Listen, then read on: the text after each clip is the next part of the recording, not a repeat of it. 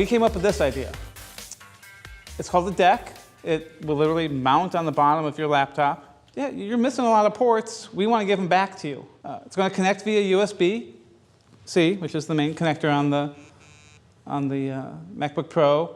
We want to give you back your USB ports, Ethernet, card slots for SD and micro SD. We're also looking at it, and there's room, and if we can make it work, we're looking at putting additional storage in there, as well as possibly batteries to extend battery life. We actually have one here. You can come take a look at it afterwards. Yep, this is empty. So if there was batteries, for example, it would probably weigh more. If it was batteries, or if it was without a battery and it was just ports, so it was basically a dock that connected to the bottom that was a port expander, that would likely weigh a lot less, right? So the hope is that this builds a bridge to solve some of those issues. The other piece that's interesting is that with High Sierra, the new OS that's coming out, there's going to be external GPU support. So you end up with a scenario where you have expanded ports, possibly even an extra battery, and an eGPU, and suddenly the MacBook Pro is significantly more capable than it was previously. It's two separate channels. There's a Thunderbolt channel on one side with these two ports. On the other side, there's another totally independent Thunderbolt channel on the other side, which means you're not sharing bandwidth. So you have two 40 gigabit channels through there, which allows us to do more. So maybe like on a more entry-level one, they have one connection. But on one where you've configured it with more features such as internal storage, I guess, and batteries, then we would add a second connector and be using both channels. The next one I want to talk about, which I have up on screen, is our project Vipre, which is high-speed external storage specifically designed for video capture and transfers. Probably not this year, but next year, this will be able to go to 16, and probably by 2019, you could probably go to 32 terabytes in this form factor. When we put two of these together and use the two separate Thunderbolts, like Apple gave us a gift. They gave us two separate Thunderbolt channels on a computer. Put one on one channel, one on the other, you're now getting 4.5 gigs of write speed. It's basically like right from your camera.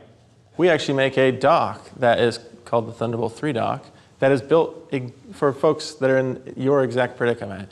We actually brought one here tonight that you can take a look at. And it essentially has every possible port configuration you could possibly imagine. We built this thing, put every single port we could imagine on it. We took it to Larry, our CEO, and we said, check it out, we got everything on this. And he said, can you put an SD card slot like right in the front? It is the only Thunderbolt dock out there. There's other ones on the market. It's the only one that has FireWire on it.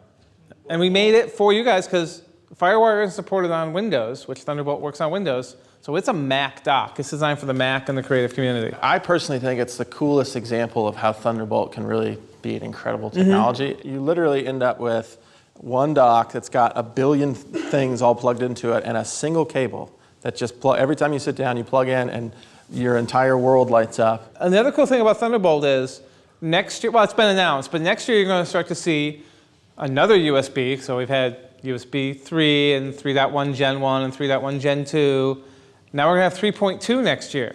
3.2 is going to be 20, so twice the speed, 20 gigabits, twice the speed of 3.1 Gen 2. But the only people who are going to be taking advantage of it next year are people with Thunderbolt 3. Because it's going to take a while to start to see computers. I mean, even with USB-C, most people think if I buy a PC with USB-C, I get USB-C or USB 3.1 Gen 2, which is 10 gigabits a second. They're actually getting 3.1, which is only 5, even though it's using the Type-C connector. So if you have Thunderbolt, there's going to be drives coming out, because everybody's going to switch over to 3.2 because it's just backwards compatible. So if you have Thunderbolt, you'll have a faster USB drive than the guy who has a USB computer. Same drive, faster on Thunderbolt. Thank you guys.